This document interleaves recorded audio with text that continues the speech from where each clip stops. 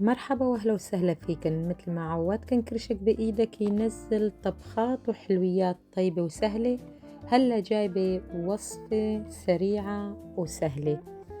قبل ما تبلشوا الطبخ بلشوا أول شي في الحلو، وهيك بدنا نبلش في الهريسة.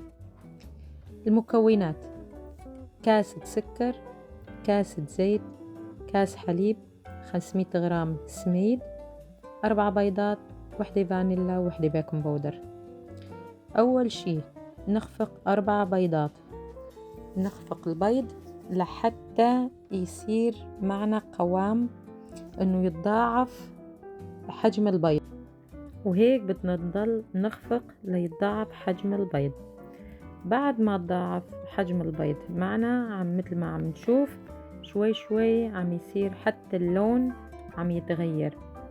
بعد ما صار مثل نحن اللي بدنا نضيف السكر، ومثل شايفين ما عم أضيف السكر كله دفعة وحدة، بدنا نضيفه على دفعات قليلة بشان ما يهبط معنا السكر فورا. وهيك ليخلص السكر كله. بعدين نبلش في الفانيلا،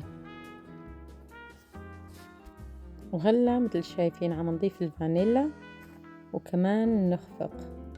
بعد الفانيلا نحط الحليب كمان على دفعات، وبعدين نضيف الزيت. بعد ما حطينا الزيت نحط البيكنج باودر كمان نخفق، واخر شي نحط السميد كمان نحطه على دفعات، وهيك تكون اخر خطوة للمزيج. بعد ما خلطنا المزيج كله هلا نصبه في الصينية. طبعا في عالم تحب تحط ورق الزبدة، أو في طريقة تانية هي الطحينة، وأنا أنصح في الطحينة تعطي طعمة غير شكل للهريسة.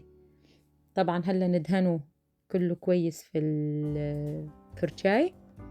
بعد ما اندهنت الصينية كلتها في الطحينة يبقى معنا الخطوة الأخيرة، ونصب المزيج كلته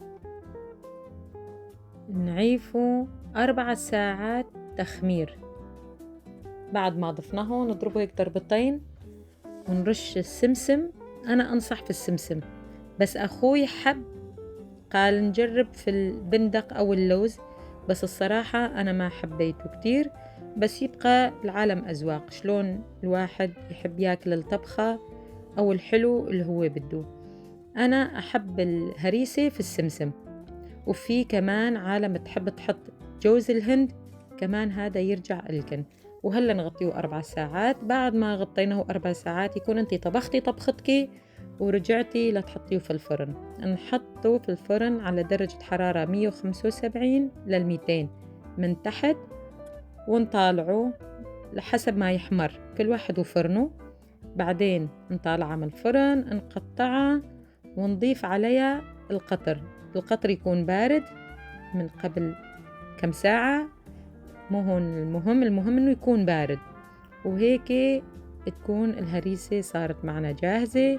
طبعا هريسة ناكلها باردة مع فنجان قهوة وألف صحة وهنا. وهيك كان معكن كرشك بإيدك. إذا حبيتن الوصفة أتمنى تتابعوني، تعملوا لايك. إن شاء الله تضلوا بصحتكن. من كرشك بإيدك. حافظوا على كرشكن، وإلى اللقاء.